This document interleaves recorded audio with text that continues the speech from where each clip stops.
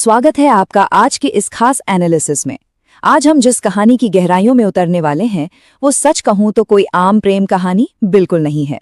ये कहानी है अंधेरे की, कुछ बहुत ही गहरे अनसुलझे रहस्यों की, एक ऐसे आघात की जो इंसान को अंदर तक तोड़ दे, और एक ऐसे वादे की जो मौत के पार जाने के बाद भी किसी न किसी रूप में जिंदा रहता है। आज हम इस बेहद भावुक और दुखद कहानी की हर एक परत को खोलेंगे। तो चलिए इस गहरे सफर की शुरुआत करते हैं। ओके, तो कहानी की शुरुआत ही एक ऐसे कड़वे सच से होती है जो किसी के भी पैरों तले से जमीन खिसका दे। जिसे मरा समझकर वो रोती रही, वो किसी और का दूल्हा निकला।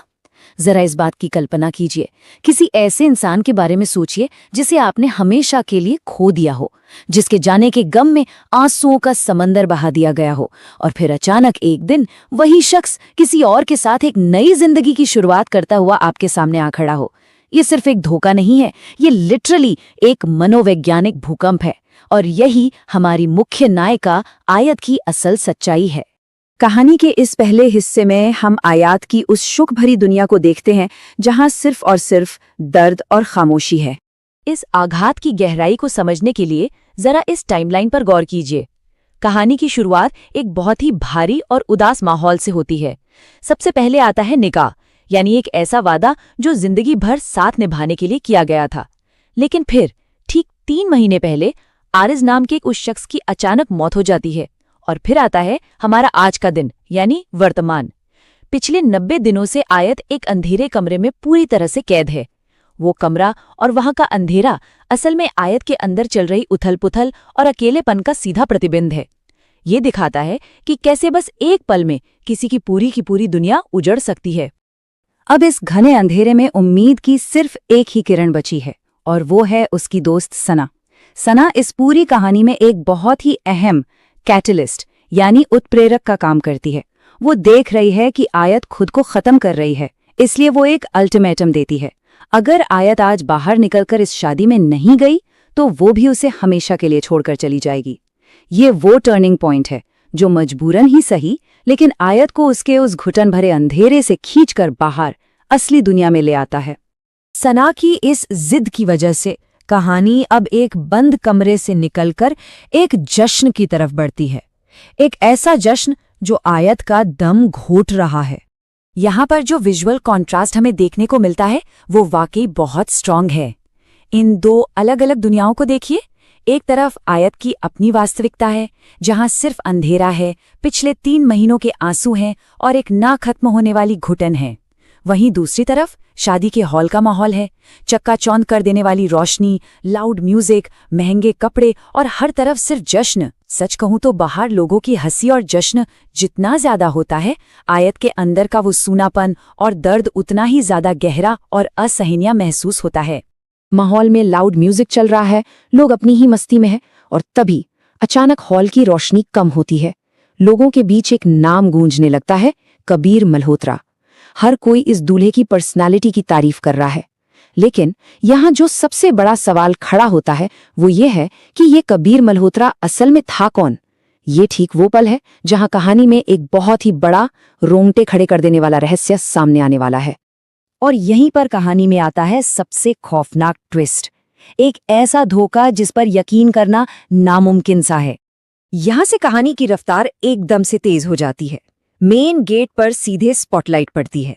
जैसे ही लोग इस कबीर की तारीफ करना शुरू करते हैं, कबीर नाम सुनकर आयत का दिल एक पल के लिए जैसे धड़कना भूल जाता है। वो हिम्मत करके अपनी नजरें उठाती है और स्टेज की तरफ देखती है, और जो सच उसके सामने आता है वो सब कुछ बदल कर रख देता है। वहां स्टेज पर वो इंसान बैठा है जिसकी मौत का मातम वो पिछले 3 महीनों से मना रही थी। जी हाँ, वो दूल्हा कोई और नहीं बल्कि खुद आरिज है। नहीं, ये सपना है। आयत के मुंह से बेसाख्ता यही निकलता है। और आप खुद सोचिए, ये सिर्फ एक नॉर्मल डायलॉग नहीं है। ये इंसान के दिमाग पर लगने वाले उस भयानक झटके, उस साइकोलॉजिकल विपलैश की चरम सीमा है। हमारा दिमाग जब इतने बड़े और कड़वे सच को एक बार में प्रोसेस नहीं कर पाता तो वो बचाव के लिए उसे एक सपना या भ्रम मान लेता है। आयत के कांपते हुए हाथ और फटी की फटी आंखें इस बात का सबूत है कि जो इंसान उसके सामने जिंदा बैठा है उस पर यकीन करना उसके लिए पूरी तरह से असंभव है। लेकिन आयत सिर्फ सदमे में टूटकर नहीं बिखरती। अब शुरू होता है आमना सामना, जहां निकाहनामे का सच सबके सामने आने वाला है। सदमा और दुख अब एक भयानक विस्फोटक गुस्से में बदल चुका है। बिना इस बात की परवाह किए कि दुनिया क्या सोचेगी, आयत सीधे स्टेज पर जाती है और आरिस को एक जोरदार थप्पड़ जड़ देती है। म्यूजिक एकदम बंद हो जाता है, पूरे हॉल में सन्नाटा छा जाता है और फिर आयत की वो चीख गूंजती है कि कैसे इस इंसान ने उससे शादी की और फिर अपनी ही मौत का झूठा नाटक रचकर उसे उस अंधेरे कमरे में रोने के लिए छोड़ दिया। ये एक ऐसा पब्लिक रेवलेशन है जो वहां मौजूद हर एक मेहमान को जड़ से हिलाकर रख देता है। अब जाहिर सी बात है, ऐसे माहौल में सिर्फ बातों से तो कोई यकीन करने वाला था नहीं, इसलिए कहानी का सबसे बड़ा हथियार बनता है एक कागज, निकाहनामा। आयत अपना बैग खोलती है और वो निकाहनामा सीधा दुल्हन के पिता के सामने फेंक देती है। ये निकाहनामा वो आखिरी और सबसे पुख्ता सबूत है जो कबीर मल्होत्रा नाम के उस झूठे और परफेक्ट मुखौटे को पूरी तरह से चकनाचूर कर देता है। अब आरिस का अतीत बेनकाब हो चुका है और सच सबके सामने है। अब आपके मन में भी ये सवाल उठ रहा होगा कि आखिर आरिस ने ऐसा किया क्यों? इसका जवाब हमें उसकी इस दर्दनाक मजबूरी में मिलता है। पूरा हॉल गुस्से से उबल रहा है, हर किसी को लग रहा है कि आरिस एक बहुत बड़ा धोखेबाज है। लेकिन तभी उस भारी खामोशी को चीरते हुए आरिस की आवाज आती है, मैंने आयत को कभी धोखा नहीं दिया। और सच मानिए, इस एक अकेले वाक्य ने कहानी का पूरा नजरिया ही पलट कर रख दिया। अभी तक हम सब यही मान रहे थे कि ये एक स्वार्थी इंसान की क्रूर धोखे की कहानी है, लेकिन आरिस के ये शब्द इशारा करते हैं कि ये धोखे की नहीं बल्कि एक बहुत ही गहरे और दर्दनाक बलिदान की कहानी है। तो आखिर पर्दे के पीछे हुआ क्या था? चलिए इसे एक एक करके समझते हैं। चरण 1, जिस दिन उनका निकाह हुआ ठीक उसी दिन आरिस के पिता ने आयत को जान से मारने की धमकी दे दी। चरण 2, अपनी पत्नी यानी आयत की जान बचाने के लिए आरिस के पास और कोई रास्ता नहीं बचा था, इसलिए उसने अपनी ही मौत का नाटक रचा ताकि उसके दुश्मन आयत तक कभी ना पहुंच सके। और अंतिम चरण, ये जो नई शादी हो रही है ये कोई प्यार नहीं है बल्कि सिर्फ एक बिजनेस डील है जो उसके परिवार ने उस पर थोपी है। ये तीनों स्टेप्स हमें बताते हैं कि कैसे बेइंतहा प्यार इंसान को कितने खौफनाक और चरम फैसले लेने पर मजबूर कर सकता है। आरिस के इन शब्दों के वजन को महसूस कीजिए। ये सिर्फ बिजनेस डील है, मोहब्बत आज भी सिर्फ तुमसे है। जब इस सच सामने आता है तो आयत का वो गुस्सा जो कुछ देर पहले ज्वालामुखी बना हुआ था वो अचानक बेबसी में बदल जाता है। ये दर्द अब इस बात का नहीं है कि धोखा हुआ, दर्द इस भयानक लाचारी का है कि प्यार बिल्कुल सच्चा है, दोनों एक दूसरे को चाहते हैं लेकिन फिर भी उनका एक होना नामुमकिन है। किसी का धोखा बर्दाश्त करना शायद फिर भी आसान होता, लेकिन ये जो मजबूरी है ना, ये इंसान को अंदर तक तोड़ देती है। और इसी भयानक बेबसी के साथ ये कहानी अपने सबसे दर्दनाक मोड़, एक ऐसी जुदाई पर पहुंचती है जिसे टाला नहीं जा सकता।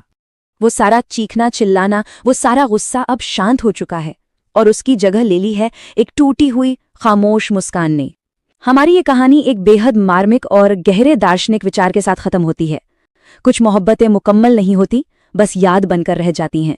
आयत उस भारी भीड़ में मुड़कर हमेशा के लिए खो जाती है और आरिस की आंखों में पहली बार अपनी इस बिजनेस डील के सामने हार दिखाई देती है। ये कहानी हमें सोचने पर मजबूर कर देती है कि सच्चे प्यार की असली कीमत क्या होती है। क्या प्यार का मतलब हमेशा पा लेना या एक हो जाना ही है, या फिर कभी कभी किसी अपने की जान बचाने के लिए खुद को हमेशा हमेशा के लिए दूर कर लेना ही सबसे बड़ी मोहब्बत है। इसी विचार के साथ हमारा आज का ये एनालिसिस यहीं समाप्त होता है। हमारे साथ जुड़ने के लिए आपका बहुत बहुत शुक्रिया।